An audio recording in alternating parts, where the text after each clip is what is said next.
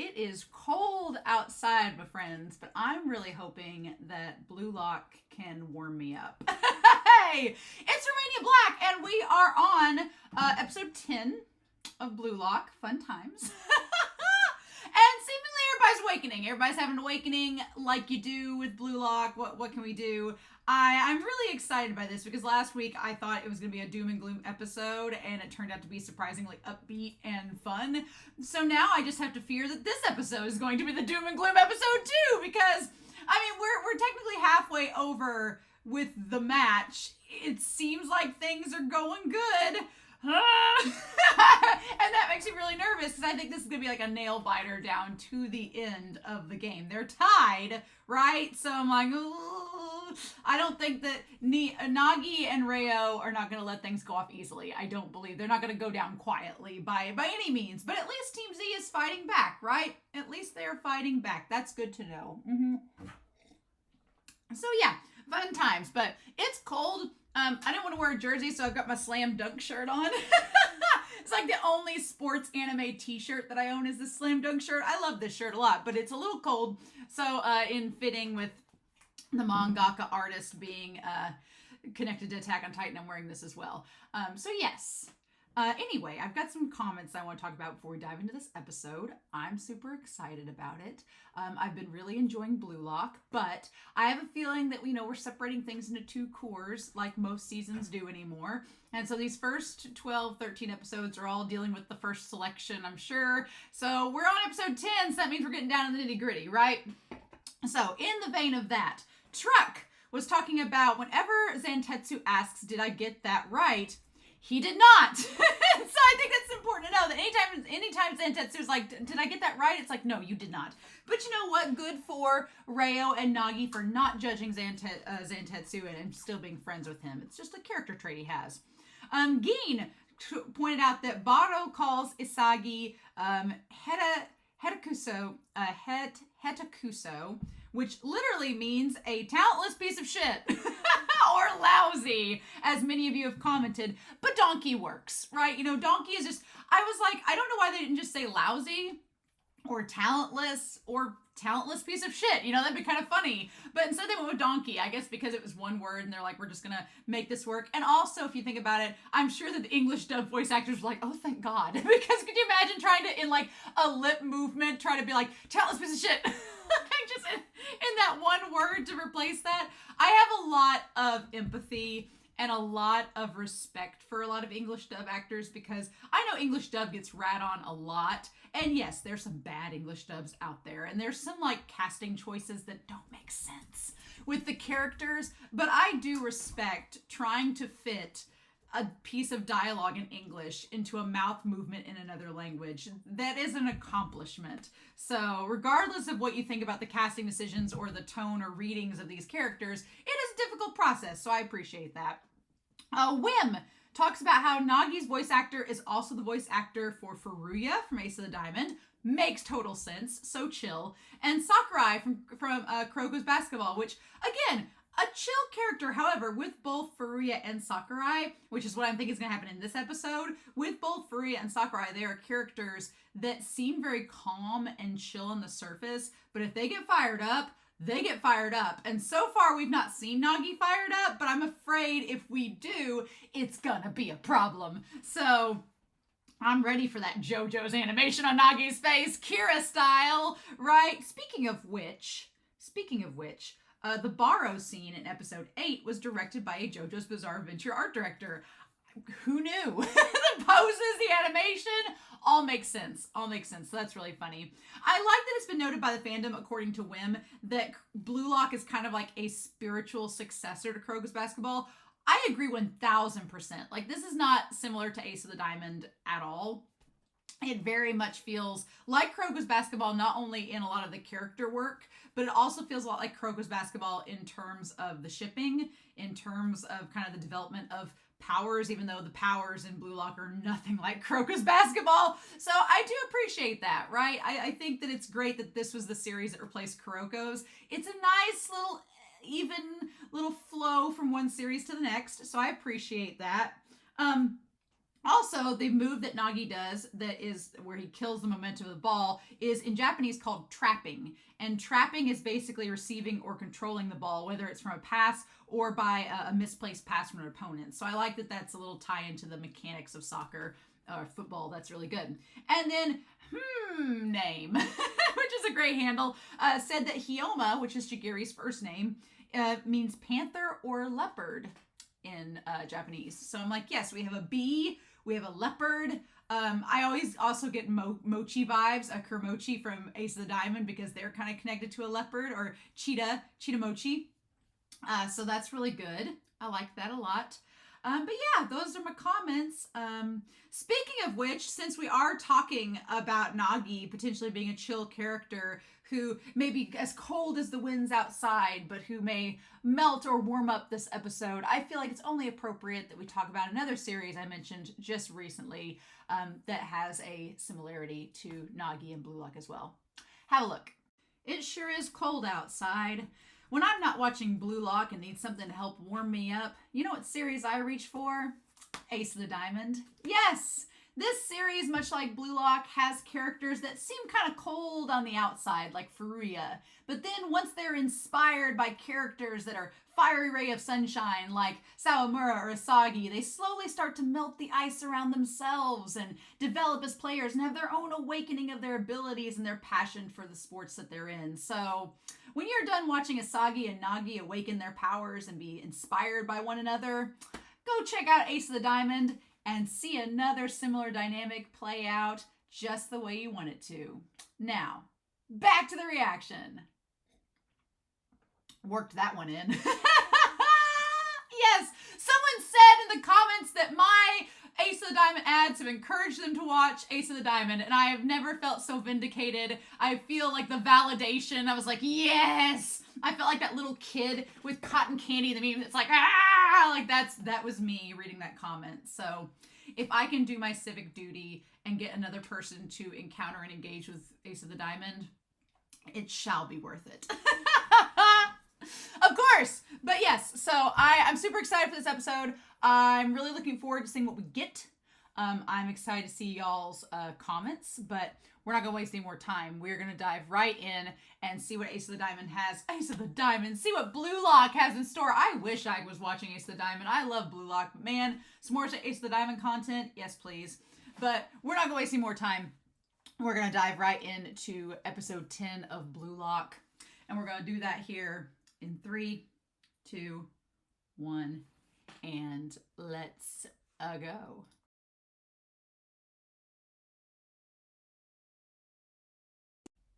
Wow. This episode was insane, and I know I didn't bring Whiteboard Queen out because there wasn't so much like, I mean, we'll talk about Asagi and his strategizing and putting the pieces together, and I'm sure you could warrant that Whiteboard Queen would be needed for that, but no, it's fine. Oh my god, what is this episode? I really like, what I like that Blue Lock does is it keeps the intensity going, because I could so seem like, when characters start to get like down in these depressing arcs of like, I don't know if we're gonna win or not, or I don't know if we're gonna be able to do it. I'm so used to the sports anime formula being like, well, we're gonna have like some depressing Bleach style music, like Torn Apart's playing, and we're gonna go like, I don't know if we're gonna be able to make it through, guys, and just have this like down and depressing arc. No, Blue Lock's like, we ain't got time for that shit. Get your stuff together, let's go. And Cone in this episode, like Cone was a roller coaster. And we're going to talk about Kone's character. Reo! Oh my god, Reo and Nagi. The shipping. My shipper heart was like soaring in this episode. But Asagi realizing how he can put stuff together. We're going to talk about that. Talk about Cone, talk about the shipping, talk about all the things, because I really, really enjoyed this. Is probably one of my favorite episodes so far. This episode is probably one of my favorites, because it just is like a culmination of everybody coming into their own and figuring out what to do. It's just done so well, right? So let's talk about this episode. Let's just bring it on in, right? There's so many screen captures I'm going to do of Nagi, right? So many good ones. The thing that is so frustrating about Kone's character is that I was so mad at him throughout this episode, because I'm like, dude, I think what Cone is acknowledge it in this episode, and I really was hoping that he would by the end of it.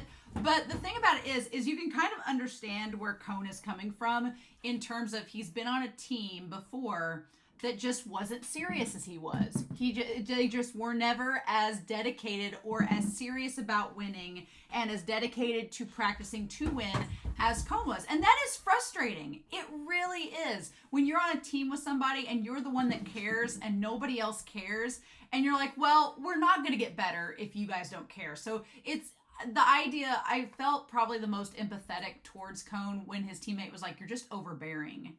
And Cone's like, ugh. And I like that Cone gets mad about it, and he's like, well, damn it, I'm the only one that has this dream and goal. What's so fascinating is you have, like, on the spectrum, you have Asagi, who always cared, but just didn't realize what that possibility could be like. He kind of looked at Blue Lock as opening this door, which is how Cone feels about it. It's like the moment that Cone said, oh, finally somebody recognizes me. And I was like, oh, no. Oh, my. You know, that was like a oof. And I hope moment. But yeah, but Cone, what's fascinating is you have Cone, you have Asagi, and you have Rayo, right? These three characters. And you have Cone, who like always was serious about soccer. Nobody on his team felt the same sense of like seriousness about it, and they were all just complacent with where they got. And he's like, that's not me. I want to like move further. And that's very similar to Asagi. Asagi kind of went through the same thing. The only difference is Asagi never had this bitterness that Cone has. Asagi has more like, kind of like Nagi, more curiosity and more like, well, is there life out there? Like, what could it be like? Like, he was viewing it from a much more positive aspect. Asagi has been of being like, well, my team, like, I wasn't going anywhere, but this is a chance for me to do better. So yeah, let's experience Blue Lock and see what it has in store. Cone kind of has the exact same reaction Asagi did, only he's so bitter and so salty at this point with how his team has treated him in the past that, and the difference is too, that Asagi's team never called Asagi overbearing. If anything, Asagi and Cone, even though they've had similar experiences, and now I'm regretting not bringing my record out. I'm regretting it now. But the thing is, Asagi and Cone, even though they've had similar experiences and they kind of view Blue Lock as this opportunity, they both have had different experiences in terms of how their team has interacted with them. As far as we know, Isagi's team is like Cone's team. They were complacent with what they got. They were sad about it, but they were like, we can't do any better. And they kind of got like into this plateaued state. But they never called Asagi overbearing because Asagi kind of faded into the background. He never really let his seriousness about soccer be known. If he even realized how serious he was actually about soccer. Even though he's always had this dream to be like his famous player idol. Whereas Cone was serious and vocalized that seriousness, and his teammates kind of, gave him hell about it. So it's so fascinating to see. You have Asagi and Cone who came from similar situations where the teams they were on were just not as strong as they needed to be for them to move forward, and they both shared frustrations about it. The difference is Cone from the start had been like, come on guys, let's go. And the team kind of retaliated on him. And then you had Asagi, who was kind of in the background the whole time, not being known, but thinking all this stuff internally. And then both these characters get to Blue Lock. Asagi takes this opportunity to vocalize what he's been thinking inside this whole time and develop his character to kind of fit what Blue Lock's asking of them. And then Cone at this point has been so disillusioned by his team and their lack of faith in him that he's just like, well, I don't need teammates. I'll just do it by myself. This is my chance to stand out and I'll just go with it. And I don't need anybody. I'm doing this all for me. Because in the past, whenever I try to do it with the team, it always backfires on me. But what's so frustrating, what I was getting at, is this idea that Cone doesn't realize, and I really wish he talked about it in this episode, and maybe he will be in the future. Maybe he will in the future, because I think now, I'm like, okay, maybe the team can win this. Maybe this is a possibility. I didn't think it was possible, but maybe. I think if they do win this, and they do make it to the next level, I would love someone to point out to Cone that, hey, believe it or not, I know we were a ragtag group of rabble-rousers the first 6 episodes of this shit, I can understand why Cone at the beginning was like, oh no, this is exactly like the team I was on before. They're all over the place. They're chaotic. Nobody's serious. They're not treating this with the level of seriousness they need to be because that's just what he's used to experiencing. And he thought this was going to be a repeat working with Team Z than it was for his hometown team. But what I want the Blue Lock characters to tell Cone is like, look, unlike the team that you worked with in high school, unlike them, because they weren't serious, we are serious. We are all serious about soccer like you are, unlike your team that was not in the past. So it is a different situation and a different scenario. And I would love somebody to tell Cone that for him to realize it, but we'll just have to see. But yeah, I also like the effect of the static, like the TV static. Like he can't see the forest for the trees. He can't see anything around him. It's just himself, and he's isolated, and he can't see anything but just where he's at, and he can't focus on anything outside of that. I like that representation. He's like, how could they possibly win this? Like, this can't be happening. He's like, I had a meal ticket. I was on my way to go and leave these losers behind, and now they could potentially win. And if they win, because I think Kona's like, well, shit, if they win, where does that leave me? What are they going to do about me? Are they going to, like, hang me up to dry? I think at this point, they're just like, whatever, Cone. And I think, honestly, that after this, that the game is going to change a little bit, whether they reorganize the teams, whether they do whatever. I think they're going to reorganize the teams, but I could be wrong. But I think it is going to change a little bit for the second selection to kind of vary the process up a little bit. But at this point, I think Cone, again, you're kind of shooting yourself in the foot, because even if they didn't advance and you did, nobody on any future team is going to trust you and want to work with you. And it's not because you're overbearing, it's because you're a freaking, like, saboteur. So, you know, what do we do? And then we have the OP. All right. Man, going past the OP. Let's get past this just the way it is. I had Celine Dion in my head immediately. And Cone has the gall, right, to, like, try to rile up the other team. And you can tell that Rayo is like, are you for real? Bitch, are you for real? You ain't even playing in this game. You don't got a right to talk. I like that Rayo's like, excuse me, get out of here. Meanwhile, you know, Cone is like, even if I'm on my own, no matter the messes I have to rely on, I'll keep playing soccer so I can be the victor. Like, Cone is the definition of I will do whatever it takes to win, but he, like, takes it to a toxic extreme where ego's like, you should not have. I like that when ego tells you that you need to calm down, that should be a sign. If ego's telling you you're going too extreme, that should be a sign that, whoa, maybe I need to tone it down. Right? I think that's nice. I also like the transition from Cone to Rayo. And Rayo's like, I can't lose here. Rayo's like, excuse me, but no. I like that Rayo has a lot riding on this. It's not just his team. It's not just himself.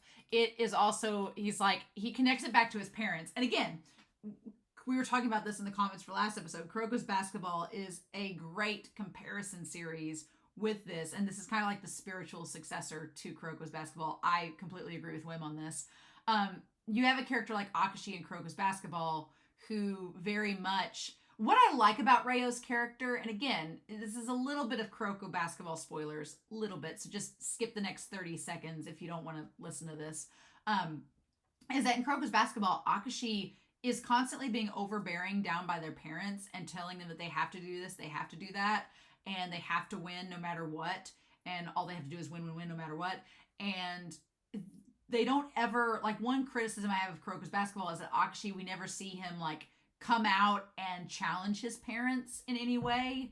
We never see that, and that was always, like, a point of his character that was like, but I wish you would do this. With Rayo, end of Kuroko's Basketball spoilers, with Rayo, what I like is his parents don't even want him to play soccer. They're just like, you don't need to do that. You've got everything you could possibly want, Rayo. Why would you need this? And what I love about it is that Rayo is directly challenging his parents. He's like, no, I am not your plaything. I am not just your successor. I am not somebody you can just pass this off on. I'm going to do what I want, and I'm going to show you that it's worthwhile, and so I can't lose here. I love that. I'm not someone who's satisfied with stuff being handed to me. That line. Because Raichi immediately says afterwards, he's like, oh, you're just a spoiled rich boy. And, you know, Rayo, they're in the middle of the game. Rayo doesn't have time to sit down with Raichi and tell him his backstory, right? But I love that Rayo, as a character, is actively fighting that stereotype. he's not only telling us, the audience, I'm not just a rich boy. I can't help it. I was born with a silver spoon. I didn't choose that. But I'm going to show you that I'm actively working to be my own person and to have my own goals and aspirations and to do things because I want them. I love that. I love that about Rayo's character. It's so good. It's so well fleshed out. His character makes so much sense. And they do it very minimally. Like, you just know what you need to know. And he says lines like that. He's like, I want to prove I can get what I want on my own. Because that's the thing about it too. Soccer, I mean, an athletic competition, yeah, there's nepotism. There's ways that you can kind of like, that some teams locally skirt around the rules. But when you get on a national level like this, it is your own talent and it's something you paid for yourself. And I love that Rayo's like, I want something that money can't buy. I want something that I can build that is my own. It wasn't handed to me. I'm not a Nepo baby like this. This is mine. I love that. And I love Rayo. It doesn't help too that he's with, Nagi and that they're a total ship. But I love that about him. I can't afford to lose. I love that line because it's like he can afford anything else in life. His family has billions of dollars. He can literally afford anything except this competition. And I'm like, Rayo, my baby. Yes, my little plum. Give me this. Yes, please. And then that's when Raichi comes in, right? And he's like, you sheltered preppy shit. I'm like, Raichi, you don't know the backstory. Although, you know what? I've come a long way in liking Raichi's character. And Raichi had a really good moment in this episode. So we'll let him get by with not knowing Rayo's backstory. How could he know? He's just making assumptions about characters. He's done that a lot in this series. But we'll let it slide because he's a really good moment later on. And so I like that Rayo's like, okay, because of him. I also like how they draw Rayo's biceps. Like, they draw these boys pretty muscular, right?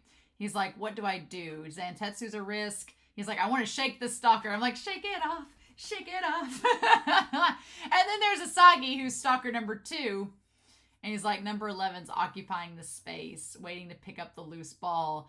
I like that in the moment we see, he's like, how do I do this? And I like the idea of him feeling like he's chained. Like, it's the first time we've seen somebody from Team Z. And the phrase, the field is completely owned by Team Z. Like, who would imagine? Who would have imagined that the tables would have been turned against the strongest team? And he's like, are Nagi and I losing? Zantetsu, sorry, Baka, you're out there. But yeah, I love that Rayo's like, is Nagi and I, are we going to lose? Are we going to lose this?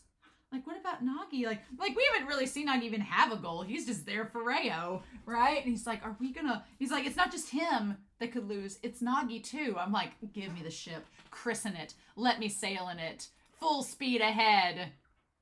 And I love the shadows and stuff on his face. And then Nagi looks over at him like, Bae, you okay? And he's like, oh, Rayo's concerned. And they just like a white knight on a gallant steed goes past Becky with the good hair and immediately goes to Rayo and is like, give it to me. And I was like, give me this ship. Give me it all. And the way that he like takes the ball and he's like, oh, Nagi. And he's like, here you go. And for the record, Nagi, I mean, I love all the colors. The colors are beautiful. They're all rainbow Skittles. It's very Kuroko's Basketball-esque. But Nagi being this like black iridescent cosmic vapor that comes off of him that ties to the color of his eyes being like kind of beige and kind of dull looking. Love. My dogs are going crazy. I don't care. And Asagi's like, wait, what happened? Nagi took the initiative. Why did he do that? And then I love his reasoning. And he's like, Rayo, I'm going to give it a try. I love the black vapor coming off of it. And Rayo's like, what, Nagi? Yeah, and he just zooms away. It's hilarious. I'm like, what is happening? Since when could he dribble? And he's like, a lob. I like that we're getting these soccer terms, like the lob and nutmeg. We know what nutmeg is. I'm sure the lob is like him bopping it up the ball.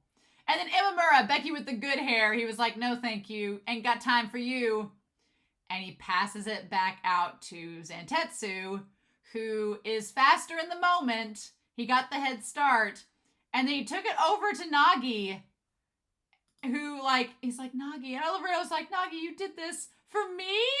And Nagi's like, why am I trying so hard? And I like the idea that it's multiple things. He doesn't really say no to any of these things, I don't think.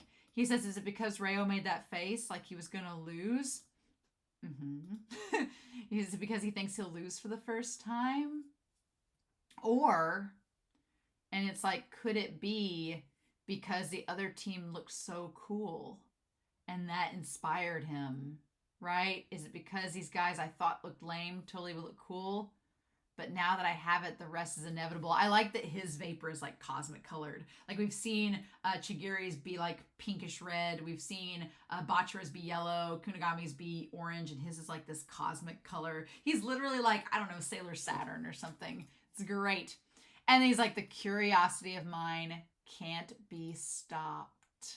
I love that when he just gets it through the air, catches it in midair. That's like his signature when he traps the ball. And then he like spins around and I want to challenge myself. And it's like, he's like, shit, we not only awakened ourselves, we awakened him. How about that? I love Nagi and how he's illustrated in this episode. It's so beautiful. He looks wonderful.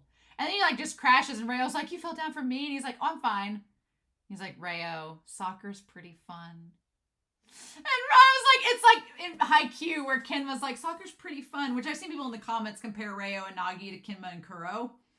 I see it, for sure. I love it. He's like, my life has been a total bore. That is until I discovered this form of ego called curiosity. Just now discovered it. Just now awakened and discovered it. He wasn't terrifying before when he was scoring 8 goals just for funsies. No, now he's terrifying. But I kind of like that. I like the idea that Nagi's egoism is curiosity. It's so pure and simple, right? It's just kind of like, no, I'm so curious. I want to know. And curiosity fits his type very well because he is, as Asagi says, a genius. Like Bachira and Chigiri and Kunigami are kind of very, I wouldn't describe them as geniuses. I would say they're the hard workers. Like, I think of the three, whether Asagi is an average Joe or a genius or not, we're going to have to establish that in a second because I want to talk about him. But with the three supports, with Chigiri and with Kunigami and with Bachira, I think of the three, Bachira and Kunigami are very much just like, they're not geniuses. They're very much like the hard worker, everyman. Chigiri might be a genius because he can strategize, but I think he's more like them. He's more just like muscle and strength, right? Kind of like Baro. Baro is not a genius. Baro is a freaking strong guy. Whereas Nagi is a genius. I think Isagi, the question of if he's a genius, I think he runs more along the lines of a genius, but he doesn't realize it. He's a secret genius, secret prodigy. He just doesn't realize it yet. Otherwise, he's just working really hard, right? So he kind of skirts the line. But for Nagi, who is a genius, curiosity as a form of egoism is perfect for him. It's like inquisitive, it's seeking knowledge, it's seeking answers. It fits the genius character that he has, right? I love that. And he's just like, how many more goals do we want? And it's like, oh my God. And then, yeah, Kon is just sitting there watching. I like that everybody on Team Z is kind of freaking out. And Gin is just like, well, I didn't know he could do that. I like Gin like somehow remains calm throughout most of this, which good for him. And then Asagi's like, damn, I was not thinking that he would awaken like we would, but should have known. He's like, we weren't the only ones awakened. Now this genius has too. What are we going to do? And you know what? I really like that Kunigami kind of retreats. He kind of retreats and says, well, maybe we should just go on defense. And I will give Raichi this. Good on Raichi. He was like, I'm sorry. Did we sign up for making the same mistakes that Ego has told us the Japanese team has made for how many years now? No. He's like, we're in freaking blue lock. And the whole point is us advancing forward. And he's like, if we retreat, we're gonna lose. He's like, we can't score goals if we're on the defense. I'm sorry. He's like, no. He's like, and what I love about Raichi and his character, I love also Raichi just grabbing Asagi and being like, this donkey and I are gonna figure it out. One, I almost feel like the subtitles have just settled with that there's no translation for that word other than donkey, whatever. It also kind of tracks that Raichi would call him that.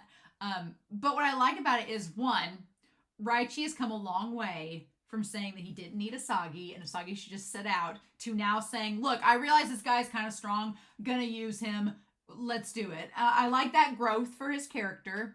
And I also like the idea that Raichi, he's like, you bastards told me to defend Reo, which I hate, but I did it anyway because I knew it would be effective.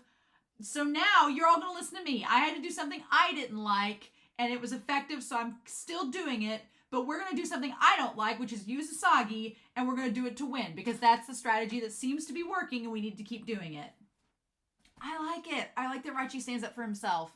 And he also, you know, even though he's very loud and very obnoxiously loud, he's like, what good will defending do at this point? He's like, if we don't mount a comeback and win the next 15 minutes, we're done for. And he's like, I didn't come all this way doing shit I didn't like for you all to suddenly back down. I'll kill you if you waste my efforts. Keep attacking till you're dead and go all out. We're strikers, aren't we? I love that. I'm like, good on you, Raichi. You know what? Raichi being loud sometimes can get on my nerves, but he says some really good stuff right now that I think the team needed to hear. And I like the Botcher's like, okay. I like everybody's faces are like, yeah. And Botcher's like, I guess. Yeah, sure. Now let go of my boyfriend. It's great. So there's 14 minutes left. And then according to Reo, they just need one more goal and they can win this. And I like that Nagi's like, is that all we're going to need? I like that Nagi's not underestimating the opponent. He's like, no, we might need more than this. I don't know. Getting some vibes. And they're like, attacking is our only option. And so Sagi's trying to figure out what is missing. Like, he's like, the one who smells the most like they're going to score a goal is Nagi, right? And now that he's moving freely on his own initiative, how do we stop him? Again, that makes me wonder if in the second round, if they all make it, which at this point they have to, right? Because I think there's too much potential for Team Z if they don't make it. It'll be such a wasted potential if they don't make it to the next round. So they have to score a goal and win at this point. I feel like at this point they're going to do it, but I don't know how, and I don't know to what extent. But I like this little preview of the fact that Asagi can sense that Nagi is the most likely one to score a goal at this point suggests that I really want them to work together in the future. I think that would be amazing if they could work together in the future. We'll see what happens and if that's a possibility, but I would love that, honestly. But yeah, so I like the idea too that Asagi can point out that if there are opponents on the field more likely to score than his own teammates, he's figured out how to use that to his advantage. So he can sense the strongest character on the field, even if it's not his own teammates, and say, okay, Nagi's the strongest right now. What would he do? And just track his movements and then use that to develop a counterattack. I like that a lot. I think that's amazing. I love that. It's great. And then he's like, yeah, we've been tearing around with a player too short. And I do recognize, because a few episodes ago, Bachira was on it. Bachira was like working so fierce. And now Asagi's recognized, yeah, Bachira's running on empty. He's been like doing a lot of work, but he can only do so much. What do we do?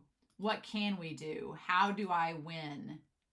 And so at that point, that's when Bachira says, you know, go on, Chigiri. Or he says Chigirin. It seems like a Kisei thing to say. Chigirin seems like a Kurochin, you know.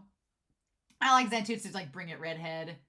And so that one moment by Bachira, who's in sync with his best friend, his boyfriend, Asagi, manages to pass it to Chigiri, and then Nagi shows up. But that's when Asagi realized what he was going to do. And I love, he's like, not this time, genius. And what I like about it is Nagi's like, oh, hey. He's not mad at Asagi showing up. He's just like, oh, you're here too. Cool. Wow. He's like, if you wanted it, you should have been here. So yeah, it's like Asagi predicting where he should have gone. And he gives the ball back to Chigiri. Chigiri takes it. But he says it's full of holes. But the one guy manages to get it. He's like, it's not over yet.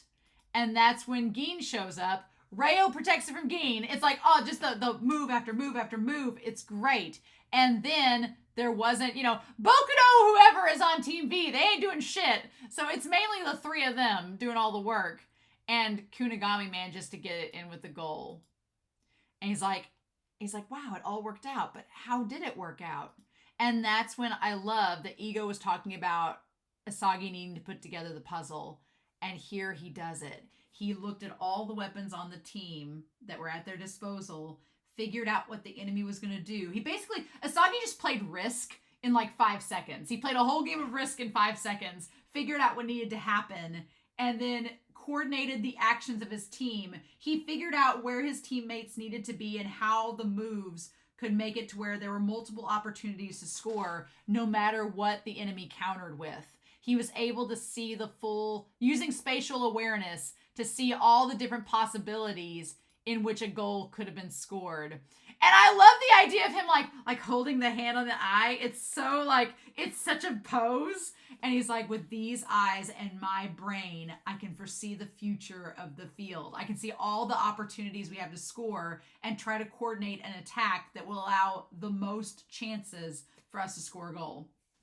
It's the idea of him using his eyes and his brain that make me feel like he is a prodigy, but we'll see. We'll see. Also, it's just like the idea that pose is such a villain pose, but Asagi's like our happy main character that's our protagonist. And he's supposed to be like the one we root for. So intriguing. But I'm not gonna lie. I root for Nagi and the others too, which is why I'm glad that I want Team Z to win so they can stay in the game and make it to the next round. But I'm very happy that if Nagi's team loses, they're not out of Blue Lock. They're still going to advance because they've beaten all the other teams. So I feel like the stakes of this episode, I feel good because I'm kind of rooting for both sides. Like I want Nagi and Rayo in them.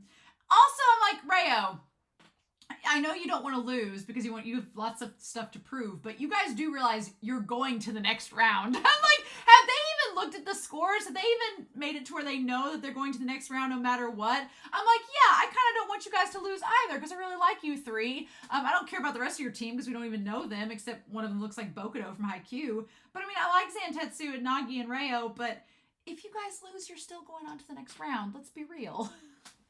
So while I do feel for you, I don't feel bad if you guys lose. You guys have beaten every other team. You're going to advance. So yeah, we have on here, like the venue, the north side of the grounds, the no club activities are allowed for 2 weeks prior to exams.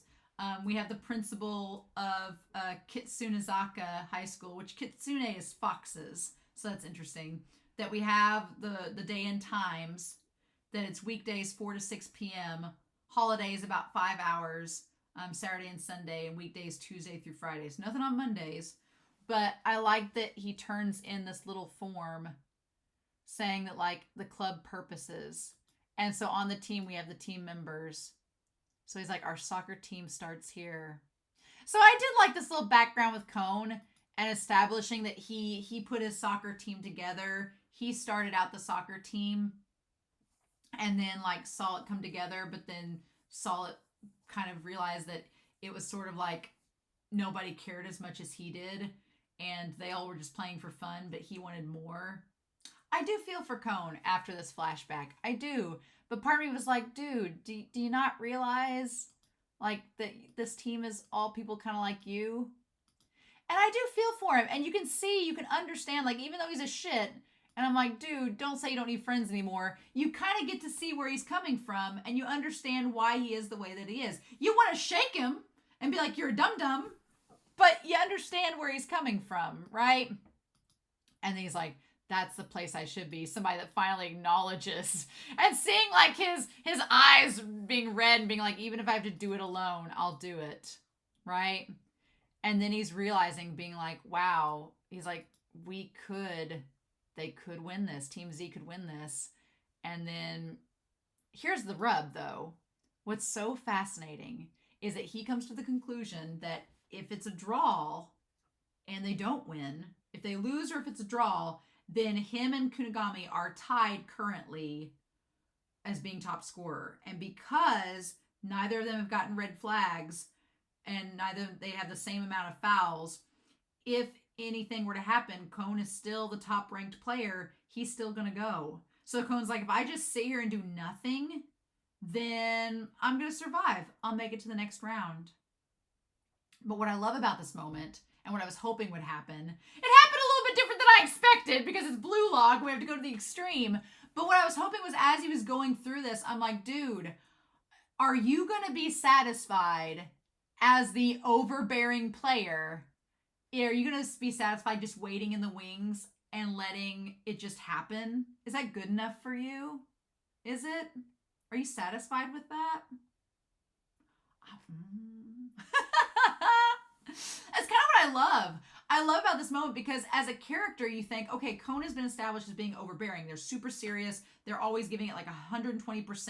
They've been burned by that in the past, but now they're on the field with all these other players that are giving it 120%. So he's like amongst his own tribe now, amongst his own people. And it's like, are you gonna, # no regrets, are you gonna be satisfied knowing that you advanced to the next round because you did nothing and you just, it's like an insult to himself, because it's like if you just stood there and did nothing but survived, then how are you any different than the team members that let you down? You would be that team member that let them down because you didn't do a damn thing. And so I was like, I thought that he was going to come in those last moments and to, you know, and be like, well, if we didn't win, at least we tried. I thought he was going to come in and like, I don't know, slide in front of Nagi, slide and kick the ball away, or, you know, try to defend or block the goal. I thought he was going to do something that was like in the game that would let him come back in as a player and work with his team in those final moments and be like, hey guys, I was wrong. Time to work as a team to win. But no! He grabs Nagi by the face and like tackles him to the ground. What the fudge? He's like, what is happening? And like it gets off his back and he's like, I'm not going to just half-ass this. And by not half-assing it, what I mean isn't stopping Nagi's kick. It's like throwing him to the ground.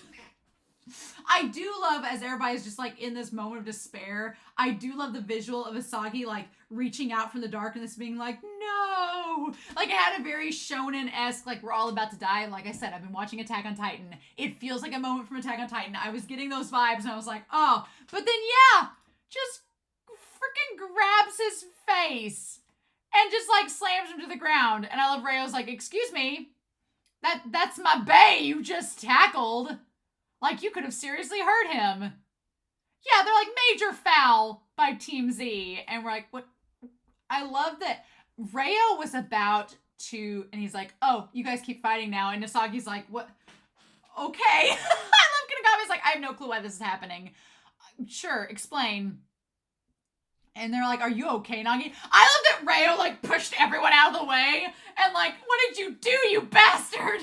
I love Rayo is, like, the first one on the scene. None of his other teammates are close, right? The heck was that? And he's like, oh, Rayo, I'm fine.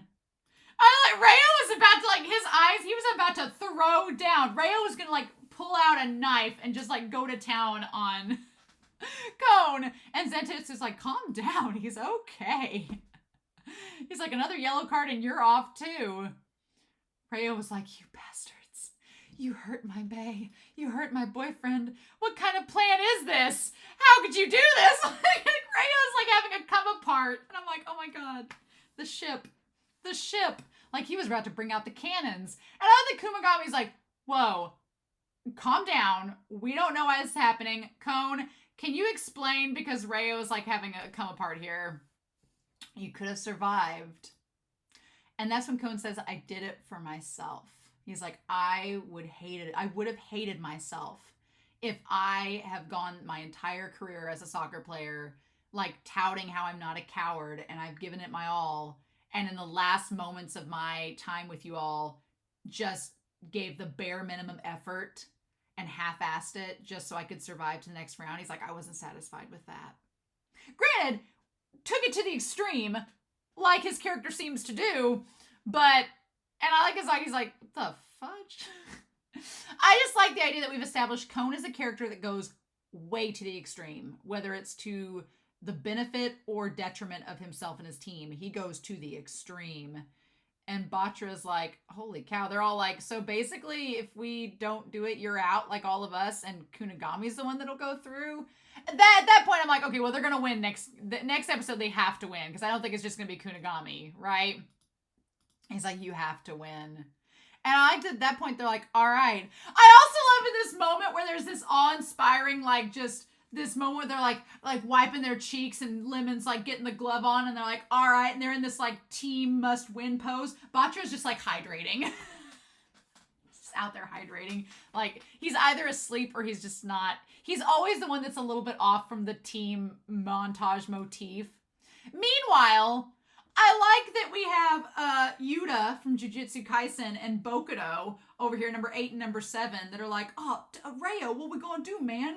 How are we going to win this? And Ryo's like, just sit down and shut up and look pretty and let the 3 of us keep doing what we've been doing and carry this team. Because that's literally been it. They've literally, I mean, the goalie's done a lot for Team V. Team V's goalie, you on it. But everybody else, like, why are you even there? It's these 3, right?